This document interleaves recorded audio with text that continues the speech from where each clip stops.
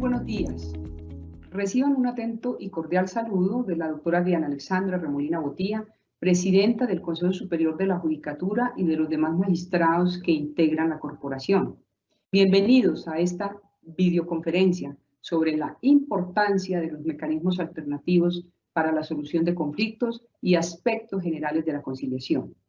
Esta conferencia nos permitirá fortalecer las competencias cognitivas, comunicativas y socioemocionales requeridas por nuestros servidores judiciales y todos los intervinientes en las actuaciones procesales para el buen desarrollo de las conciliaciones judiciales, sin desconocer la importancia del uso de las herramientas digitales imprescindibles hoy día para tramitar con celeridad y efectividad los diferentes procesos judiciales. Por ello, considerando la importancia de sensibilizar a nuestros servidores judiciales sobre la importancia de los mecanismos alternativos para la solución de conflictos, en esta capacitación también analizaremos los fundamentos filosóficos de la conciliación, propiciando su aplicación efectiva en la labor judicial desde el análisis de ejemplos prácticos. Antes de presentar a la conferencista invitada, me permito informarles con satisfacción que con ocasión del trabajo en casa, el trabajo remoto ocasionado por la pandemia, desde el pasado 31 de marzo hemos desarrollado 98 actividades académicas online, visibilizándose 141.826 conexiones entre servidores judiciales y demás actores que integran el sector justicia y que han aprovechado estas videoconferencias de capacitación. En esta mañana nos acompaña la doctora Gladys Teresa Herrera Monsalve, juez noveno administrativo de Villavicencio, quien se ha desempeñado en diferentes cargos como conciliadora de la Universidad Nacional de Colombia, directora de los Centros de Conciliación de la Cámara de Comercio de Arauca y del Centro de Conciliación de la Universidad Cooperativa de Colombia, con sede en esa misma ciudad, sumada a su amplia experiencia como autora de diversas obras sobre el derecho humano a la paz, derecho policivo y argumentación jurídica. Nuestra conferencista invitada inicialmente nos explicará aspectos generales sobre la concepción de los mecanismos alternativos para la solución de conflictos, como su naturaleza, clasificación y fundamentos epistemológicos, para posteriormente referirse específicamente a la conciliación, estudiando sus características, sus referentes conceptuales y normativos, así como los deberes, obligaciones y responsabilidades del conciliador, para finalmente compartir una ruta práctica para la aplicación de la conciliación y su adecuada implementación en la praxis judicial, donde se referirá a dos asuntos fundamentales: las buenas prácticas en conciliación judicial y las competencias digitales para la conciliación, tan vigentes hoy precisamente con ocasión de la pandemia, que nos obligó a utilizar las herramientas tecnológicas para la continuidad de uno de los fines más importantes del Estado Social de Derecho, como es el servicio de justicia. Bienvenida, doctora Gladys Teresa Herrera. Tiene usted el uso de la palabra. Muchas gracias. Desde la ciudad de Villavicencio me permito presentar un respetuoso saludo al Consejo Superior de la Judicatura por intermedio de su señora presidenta, la doctora Diana Alexandra Remolina Botía.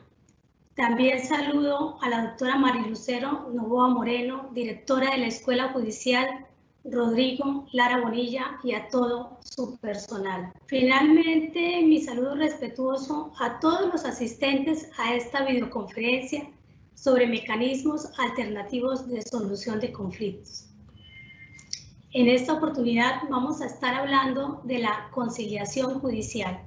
En ella abordaremos algunos aspectos del saber ser, destacando entre ellos lo relacionado con la ética y las características de la conciliación.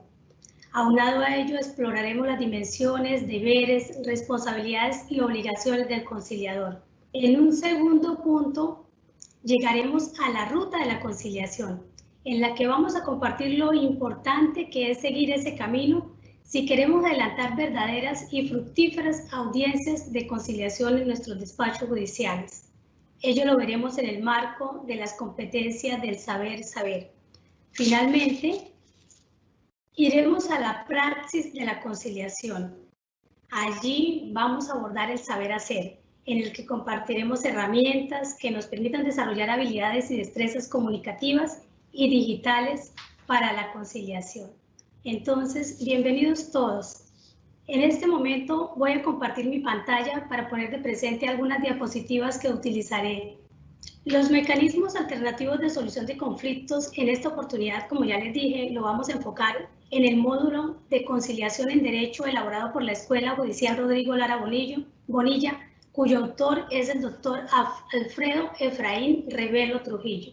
A partir de él vamos a desarrollar la actividad del día de hoy. El mapa conceptual del módulo nos habla de los fundamentos filosóficos de la conciliación, en el que se establece el saber ser mediante el conocimiento de los orígenes, conceptos, éticas y características de la conciliación. De la misma manera nos presenta las dimensiones, deberes, responsabilidades, obligaciones y formas de actuar de ese personaje que hemos llamado conciliador. Luego, la ruta de la conciliación se desarrolla en la unidad número 2 y permite el saber saber. Allí se van a reconocer cada una de las etapas de la audiencia inicial, pero enfocados en la audiencia de conciliación estrictamente dicha. Posteriormente vamos al saber hacer, que está relacionado con la praxis de la conciliación.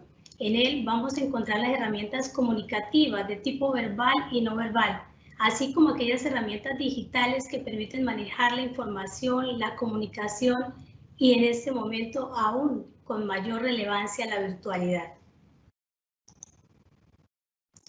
Los objetivos que tenemos planteados para esta videoconferencia están enfocados en primer lugar a profundizar en los fundamentos de la filosofía de la conciliación como base para comprender las razones y los argumentos desde el pensar y el ser para aplicarlo a la praxis. Asimismo, vamos a comprender y aplicar como administradores de justicias en nuestro rol de conciliadores judiciales la ruta de la conciliación en los procesos judiciales. Finalmente, un tercer objetivo está enfocado a fortalecer y potenciar las competencias comunicativas, emocionales y digitales necesarias para el buen desarrollo de las conciliaciones judiciales por parte de quienes administramos justicia. Una primera pregunta que se nos viene a la mente es definir qué son los mecanismos de solución de conflictos, de dónde vienen estos mecanismos de solución de conflictos. Entonces, los mecanismos de solución de conflictos son medios prácticos diferentes a la justicia ordinaria, soportados en la solución pacífica, que permiten a los ciudadanos resolver sus problemas por sí mismos o con la participación de un tercero que actúa como puente en la búsqueda de soluciones. Allí se nos presenta en esta definición que si bien son un mecanismo para la solución pacífica, de los conflictos son diferentes a la justicia ordinaria y ya lo vamos a ver más adelante cuando tratemos el tema sobre cómo nosotros manejamos los conflictos. La finalidad de estos mecanismos es a través de la autogestión. ¿Qué es la autogestión? Que las mismas partes sean los protagonistas de la gestión de sus propios conflictos, es decir, que de ellas mismas partan las soluciones que se les ha de dar al conflicto que se plantea. ¿Qué buscamos con esto? Generar en los ciudadanos una cultura social del manejo de las diferencias basada en el diálogo, el respeto y la tolerancia.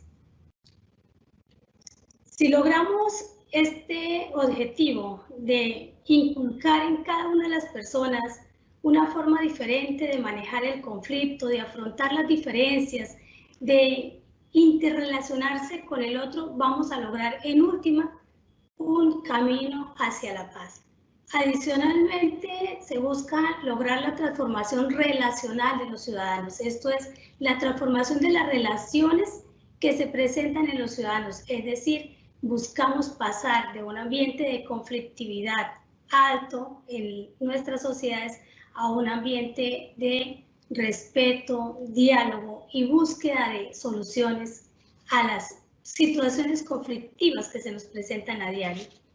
Otro objetivo que tenemos es facilitar el acceso a la administración de justicia. Tenemos que tener en cuenta que no solamente se accede a la administración de justicia a través del juez, sino que también existen unos mecanismos alternativos para solucionar los conflictos establecidos por la ley y que le van a permitir al ciudadano llegar a acceder a la administración de justicia. En esta oportunidad nos vamos a enfocar estrictamente en la tarea que nosotros como jueces y funcionarios judiciales realizamos, pero hay que tener en cuenta que la conciliación y los mecanismos alternativos están para todos y que existen centros de conciliación privados y que algunas instituciones públicas también actúan como conciliadores en derecho y que son mecanismos que están para todos para resolver los conflictos de toda índole que se nos presenten, siempre y cuando sean conciliables tal y como lo dice la ley. Y un objetivo muy importante es la descongestión de nuestros despachos judiciales. Si nosotros tomamos, por ejemplo, el factor de economía o de principio de economía, gestionar los conflictos a través de la conciliación judicial, debido que vamos a resolver un proceso que generalmente, o un conflicto que generalmente tardaríamos en resolverlo en nuestros despachos de 1 a 2 años, lo podríamos estar resolviendo en esta primera audiencia donde se lleva a cabo la conciliación. Los mecanismos, la doctrina los define en heterocompositivos y autocompositivos. En los mecanismos heterocompositivos, quien toma la decisión es un tercero, quien ha tenido que realizar un estudio, la revisión y el análisis del conflicto para llegar a esa decisión. O sea, las partes le entregan la posibilidad a ese tercero, que puede ser un árbitro o un amigable componedor, para que el tercero defina este conflicto, y está dentro de los mecanismos alternativos, por cuanto esta definición del conflicto no la hace el funcionario judicial, sino que la va a hacer este tercero investido transitoriamente por la Constitución y la ley, con la facultad de administrar justicia. Los mecanismos autocompositivos, en ellos las partes juegan un papel importante, preponderante en la gestión de su propio conflicto. El tercero facilitador ayuda a que las partes identifiquen cuál es la situación objetiva de conflicto que se está presentando, y una vez identificada esa situación objetiva de conflicto, a buscar una alternativa. Ya lo veremos más adelante en el saber hacer, que una de esas, que las alternativas pueden llegar, por ejemplo, a través de una lluvia de ideas. Y adicionalmente, el tercero, en los mecanismos autocompositivos, brinda un ambiente favorable a la conciliación o a la negociación. Fundamento epistemológico de la conciliación. Cuando hablamos de la epistemología de la conciliación, tenemos que hablar de la epistemología del conflicto.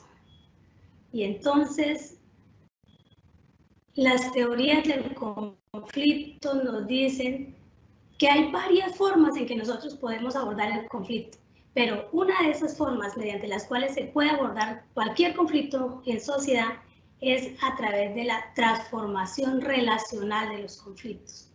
Estas teorías dicen que los conflictos no se resuelven, sino que se transforman. Entonces, la epistemología de la conciliación se fundamenta en esa transformación relacional del conflicto y no en su resolución. Lo que buscamos es que el conflicto se transforme de una situación presente a una nueva situación a través del camino del diálogo, de la concertación y de la búsqueda pacífica de soluciones a ese conflicto. La conciliación también estimula espacios de reflexión y diálogo para superar diferencias y promover la convivencia pacífica. Y nosotros, como funcionarios judiciales, sí que tenemos herramientas para coadyuvar en la búsqueda o en la consolidación de nuestro derecho humano a la paz. Y la conciliación judicial es precisamente una de ellas. A través de la conciliación judicial acercamos las partes, las invitamos al diálogo, propiciamos ambientes de respeto para que se puedan interrelacionar mutuamente e identificar las verdaderas o los verdaderos conflictos objetivos que las traen ante el estrado judicial. Pero ¿cómo reconocemos el conflicto? En nuestros despachos nosotros realizamos la identificación del conflicto como esa situación objetiva a través de la identificación del problema jurídico. Cuando hacemos el estudio del caso, leemos la demanda, la contestación de la demanda inmediatamente, reconocemos cuál es ese conflicto, identificamos además si se trata de un problema jurídico de tipo probatorio o de un problema jurídico de aplicación del derecho. Es decir, si estamos ante una aplicación indebida de la norma o estamos ante una inaplicación de la norma o ante una interpretación errada de la norma. Esa identificación de la situación objetiva del conflicto nos va a permitir que este camino de la conciliación sea mucho más agradable y fácil para quienes estamos en la labor de conciliar. Una frase que me gustó mucho del módulo es que la siguiente: una buena definición del problema jurídico nos permite un mejor abordaje del conflicto. Como funcionarios judiciales, nosotros podemos abordar los conflictos de dos maneras. Una primera manera le he llamado la gestión tradicional del conflicto, y es a través del proceso judicial. Y la gestión alternativa sería la segunda forma como nosotros abordamos los conflictos, y lo hacemos a través de la conciliación. ¿En qué se parecen y en qué se diferencian estas dos formas de abordar los conflictos? En la gestión tradicional tenemos un proceso donde se presenta una demanda, es decir, hay una acción donde se presenta una oposición a través de la contestación de la demanda y las diferentes formas de oposición a las pretensiones, y donde hay unas partes involucradas en esa situación de conflicto que las ha atraído hasta nuestro despacho. En la conciliación en la conciliación judicial tenemos igualmente la demanda, tenemos igualmente la acción, igualmente la oposición, igualmente las partes. Si vamos a la conciliación extrajudicial, ya no tendríamos la demanda como tal, sino tendríamos una solicitud de conciliación que se eleva ante un centro de conciliación o ante un tercero particular investido, o ante una entidad pública investida de la facultad de conciliar. La gestión tradicional del conflicto es realizada por nosotros como funcionarios judiciales a través de las diferentes etapas que tiene cada proceso. En la gestión alternativa, la gestión del conflicto la realiza este tercero imparcial conciliador, quien brinda la oportunidad que las partes, ellas mismas, busquen una solución a esas diferencias que los ha llevado ante él. El producto de la gestión tradicional es la sentencia, con toda la carga argumentativa que ella tiene y de la cual ya se ha hablado en otras conferencias, videoconferencias auspiciadas también por la Escuela Judicial Rodrigo Lara Bonilla. En la gestión alternativa tenemos como producto un acuerdo conciliatorio. El efecto tanto de la sentencia como del acuerdo conciliatorio es el mismo. Hace tránsito a cosa juzgada y presta mérito ejecutivo.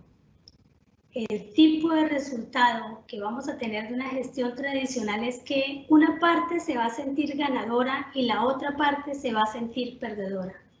En contraposición, si hablamos de la conciliación o si hablamos de los mecanismos alternativos de la solución de conflictos, las dos partes se han sentido que ganan, porque es que entre las dos partes se define el conflicto, entre ambas se busca la solución a esa situación litigiosa que los había traído ante el funcionario o ante el conciliador particular. El ambiente en el cual se presenta la gestión tradicional del conflicto es un ambiente de argumentación independiente.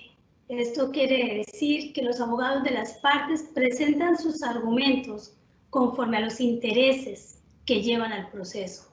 Hay un ambiente de competencia donde ambos quieren ser ganadores, donde ambos presentan diferentes tipos de argumentaciones enfocados a convencer al funcionario judicial sobre la verdad de las premisas que soportan las conclusiones a las que ellos llegan.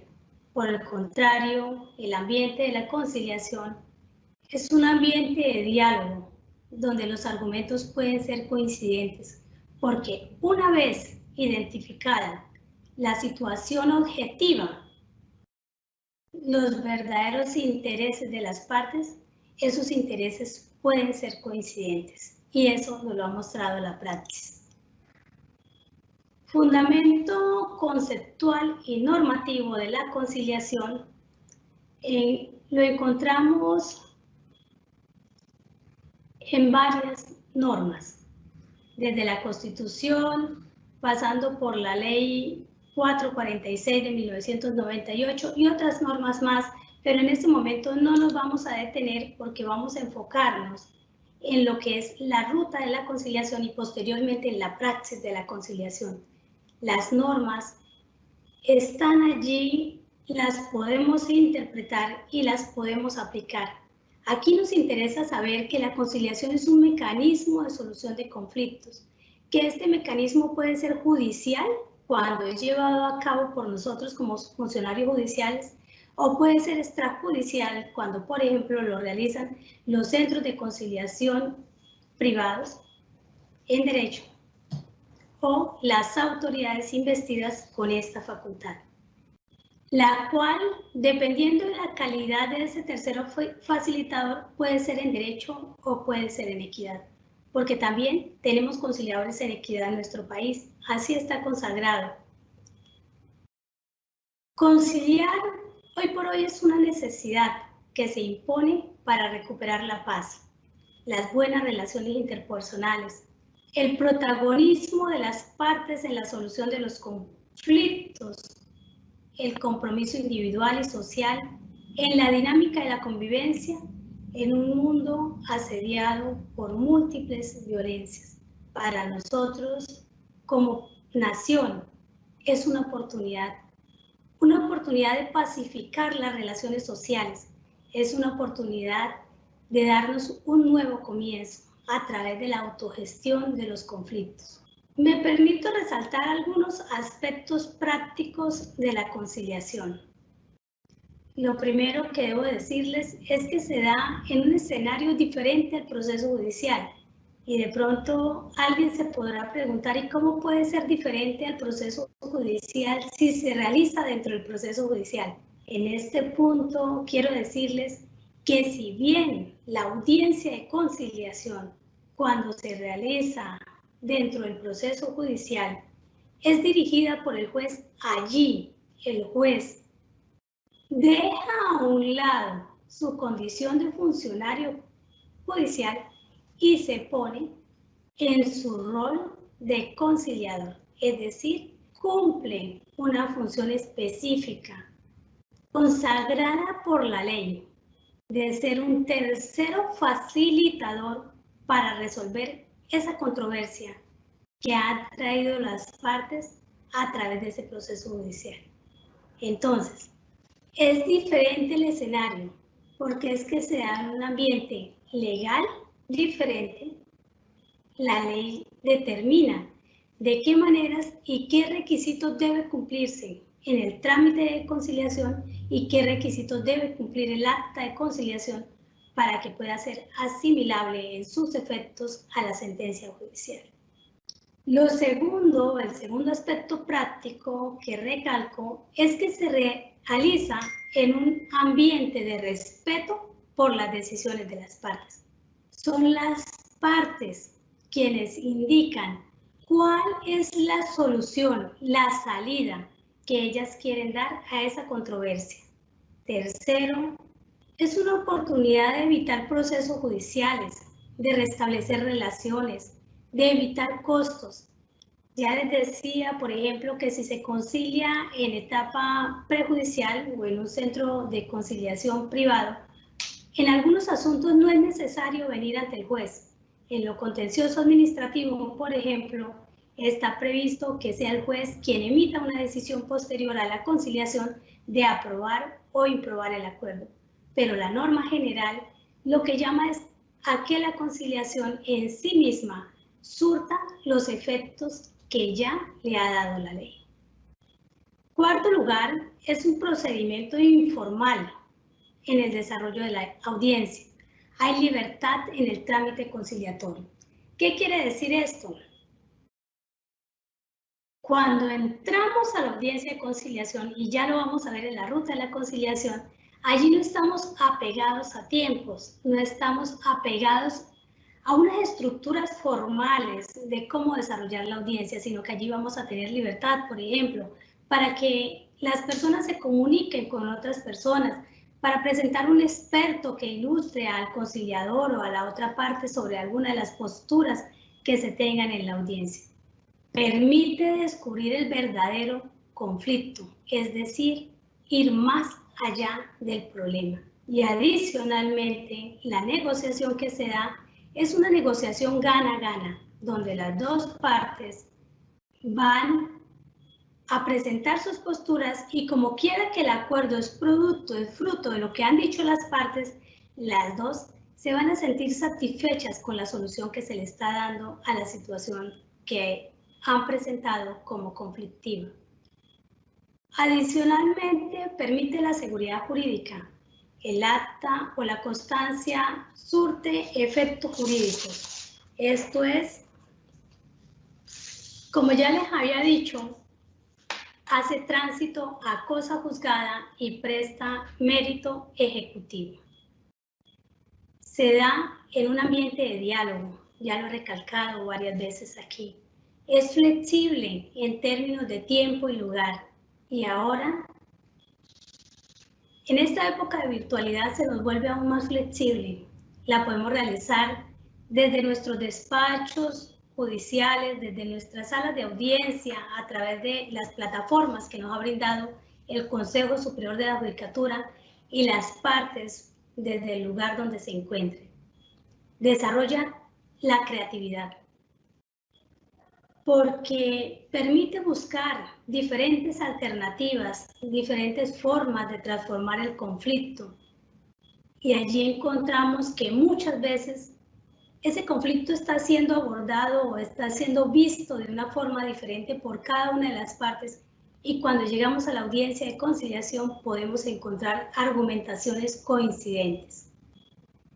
Por último, insisto una vez más en que la conciliación nos ayuda a la convivencia pacífica, a la reconstrucción de tejido social, sobre todo en sociedades como la nuestra, altamente afectada por el conflicto.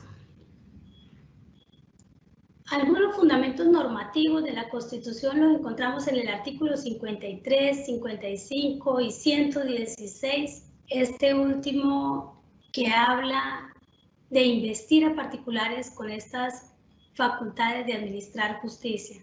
También van a estar en la Ley 23, ya les había señalado, en la 446 de 1998 y en la 640 de 2001.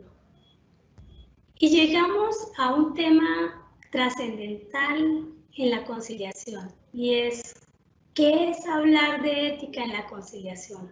El módulo nos indica que hablar de ética en materia de conciliación es hablar de la humanidad del ser, de sus características fundamentales, de sus aspiraciones más profundas. Es por ello que la conciliación se da en un marco de tolerancia, de respeto, de escucha, de proposición, porque allí no tenemos un conflicto como tal, tenemos seres humanos que están pasando por una situación que para ellos es conflictiva, y como quiera que tanto ellos son seres humanos como nosotros, que hacemos la labor de conciliación, esta tarea se debe realizar en un ambiente de amplia cordialidad, de amplio diálogo, de mutuo respeto. También hablar de ética en la conciliación es de hablar de deberes y derechos del ser, con sus características individuales y sociales, principalmente aquellas características de tipo afectivo y de sensibilidad frente a lo que se vive. Si estamos en una audiencia de conciliación y allí afloran las emociones del ser, hay que acompañar, realizar un proceso de acompañamiento, de comprensión de esta sensibilidad que se está expresando. Los principios éticos que rigen la labor del conciliador: la neutralidad, la imparcialidad, la confidencialidad, la independencia. El conciliador no puede ser una persona que tome postura hacia una de las posiciones de las partes. Debe mantenerse neutro. El conciliador debe ser una persona que inspire confianza, porque lo que allí se dice no puede salir fuera de ese ambiente de la conciliación. En un ambiente de independencia, de total autonomía de las partes. Por eso las dimensiones del ser conciliador están enfocadas en la dimensión ética, en la dimensión comunicativa, en la dimensión estética, afectiva y cognitiva. La filosofía de la conciliación nos dice que el conciliador es ante todo un generador de paz, porque permite espacios de reflexión y diálogo, promueve la convivencia pacífica, genera confianza y credibilidad en las partes. Dentro de los deberes, obligaciones y responsabilidades del conciliador, la primera que tenemos se encuentra en verificar que el asunto sea conciliable. Es decir, el conciliador debe velar porque no se menoscaben los derechos ciertos e indiscutibles. Debe manejar el desarrollo de la audiencia de tal forma que logre una verdadera gestión del conflicto. Encontrar el verdadero interés de las partes. Incentivar los acuerdos gana-gana realizables. Ser consciente de la responsabilidad que tiene frente a las partes, la sociedad y la institución que propicia el acto. En este punto hemos llegado a la ruta de la conciliación. Ruta de la conciliación que va desde la planeación hasta el cierre, pasando por el contacto, el contexto, la definición del conflicto, una etapa interactiva, propositiva y el diseño del acuerdo. Vamos. En esta primera etapa de la conciliación, lo primero que hacemos es la planeación. ¿Y qué debe hacer todo conciliador en esta etapa? Estudiar su caso, leer la demanda, leer la contestación de la demanda, verificar la pretensión, verificar la oposición que se presenta, identificar entre quienes se presenta este conflicto.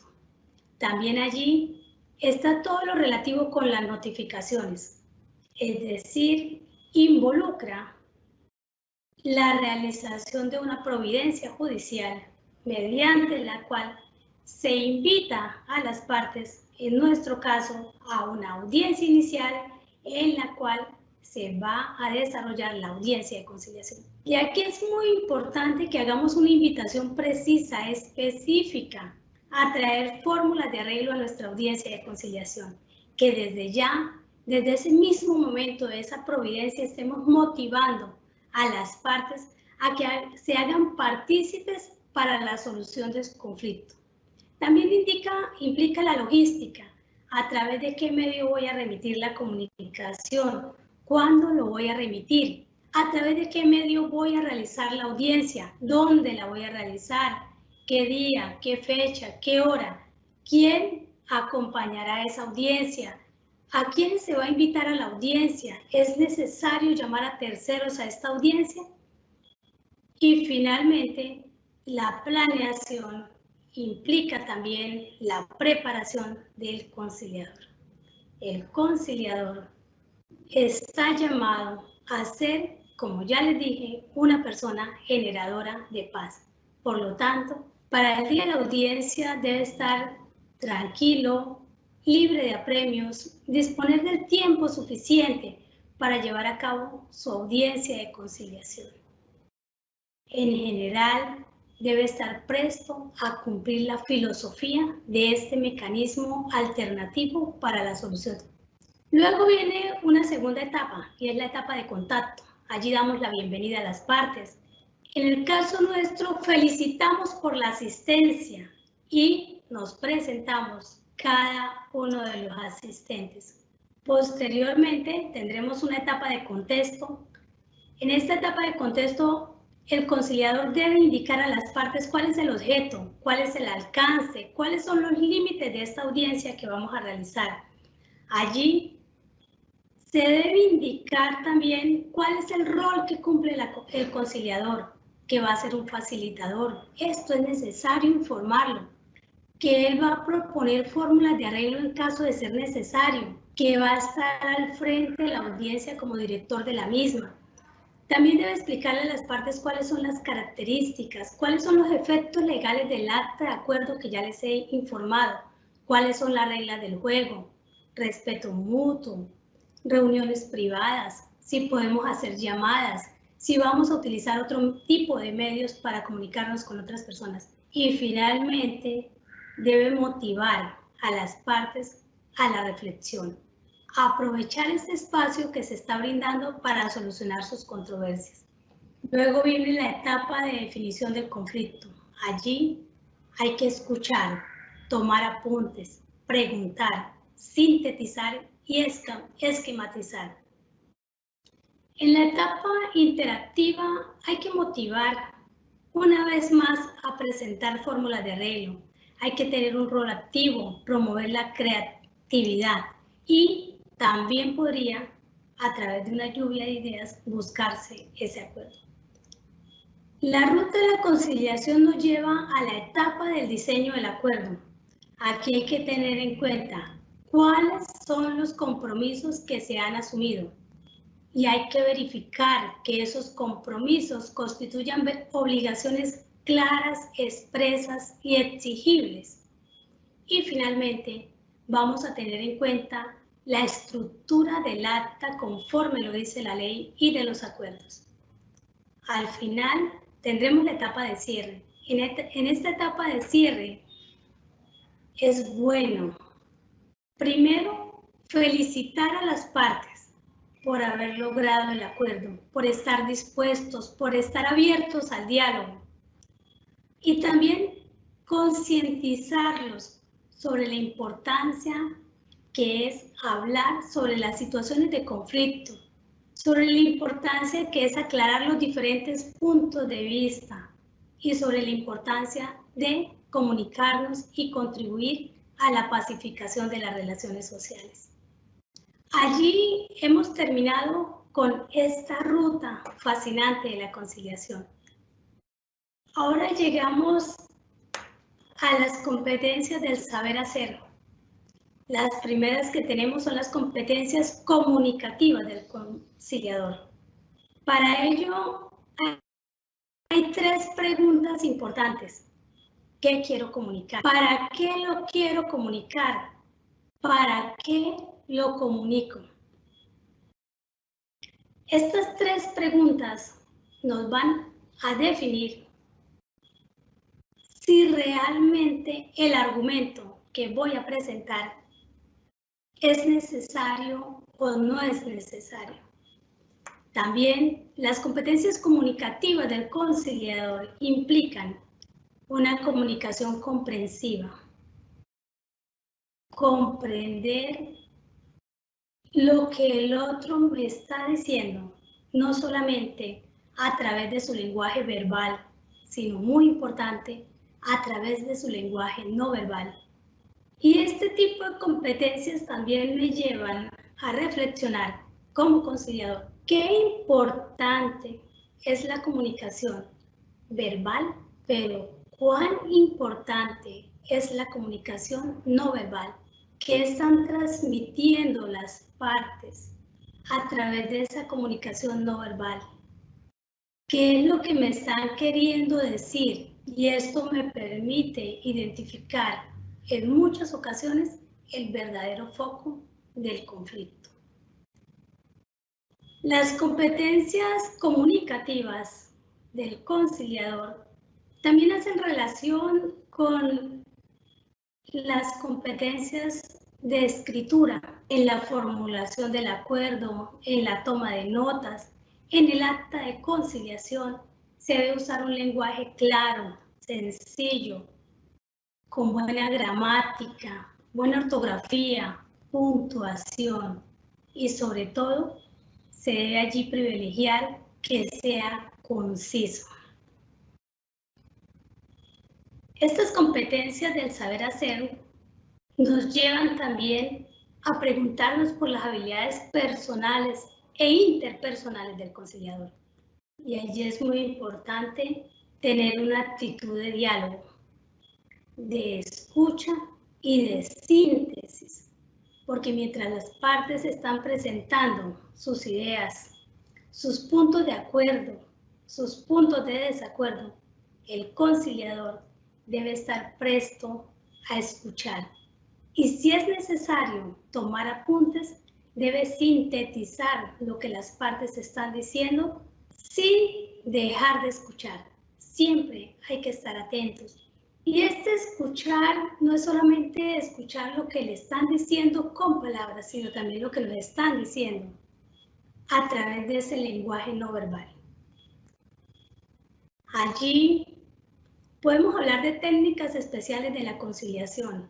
Y la conciliación, por ejemplo, nos permite que en esa audiencia de conciliación, que en ese momento de la conciliación, podemos realizar reuniones individuales con las partes. Claro está, sin que ello implique en ningún momento que vamos a tomar postura a favor de una u otra, sino que estas reuniones deben ser cuidadosas, de tal manera que las partes no se vayan a sentir que nosotros como conciliadores estamos yéndonos a favor de la otra parte. Dentro de la praxis de la conciliación hay unas buenas prácticas que vale la pena resaltar. Primero, conocer el expediente con el fin de identificar los problemas jurídicos que emergen del conflicto. Todo conciliador está en el deber de, como ya les dije, leer la demanda, leer la contestación de la demanda, verificar los medios probatorios que se arriman con estos documentos o, en su caso, leer la solicitud de conciliación y los demás documentos que se hayan allegado. Hay que identificar qué tipo de problema jurídico es el que nos está convocando. ¿Cuál es esa situación objetiva real que tiene a las partes allí?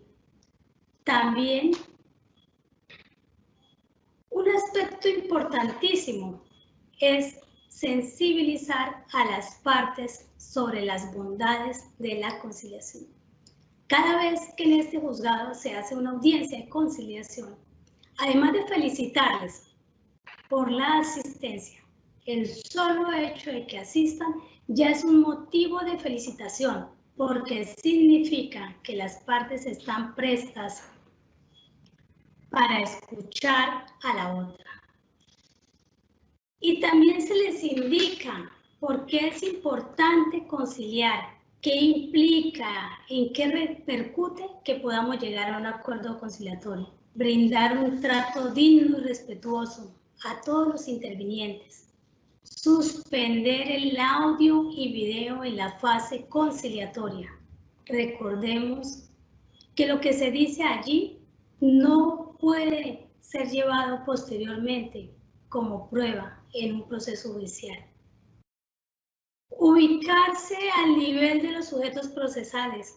En este momento no vamos a tener dificultades, pero cuando lo hacíamos en las salas de audiencia, en nuestras salas de audiencia, el juez o nosotros lo hacemos, bajamos a nivel de donde están los sujetos procesales y allí hacemos estos diálogos tranquilos, reposados, amenos.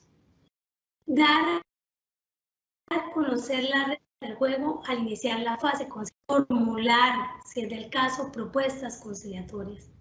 Redactar un acuerdo completo, claro y detallado. Allí tenemos entonces estas buenas prácticas que recomendamos poner en práctica, valga la redundancia.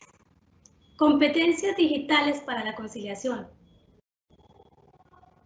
Hace parte de ese desarrollo de habilidades y destrezas del uso de las tecnologías de la información y la comunicación. Ya desde el artículo 103 del Código General del Proceso nos lo permite. Entonces utilizaremos para el envío de las comunicaciones, para las citaciones, para las notificaciones, para la recepción de los documentos. Y en especial nos permite la realización de audiencias virtuales, en las que se puede crear de la misma manera un ambiente de diálogo, de respeto, en las que vamos a cumplir con esta ruta de la conciliación que ya les he señalado. En este orden de ideas me permito presentarles unas conclusiones sobre lo que hemos venido hablando. La primera es que la conciliación judicial es una oportunidad para gestionar el conflicto de una manera diferente. Es una oportunidad para todos los sujetos intervinientes en el proceso judicial de llevar a cabo un diálogo en un ambiente de respeto mutuo. En últimas, es una oportunidad para pacificar las relaciones sociales, esto es, para efectivizar nuestro derecho humano a la paz. Segunda conclusión que me permito presentarles el día de hoy es que la conciliación brinda la oportunidad de encontrarnos con nuestros semejantes, de reconocer su dimensión ética, estética, creativa, cognitiva, afectiva, y es la oportunidad de reconocer nuestra otredad. La tercera conclusión que les presento el día de hoy es que la conciliación es una puerta abierta a la autogestión de los conflictos por sus propios intervinientes, a la reflexión y al respeto por la diferencia de pensamiento y de concebir el mundo en el cual vivimos. Es una oportunidad para el reencuentro y para reconstruir tejido social. En este momento pasaremos a la fase de preguntas. Para ello, con todo respeto, voy a retornar el uso de la palabra a la señora directora de la Escuela Judicial Rodrigo Lara Bonilla, la doctora María Lucero Novoa.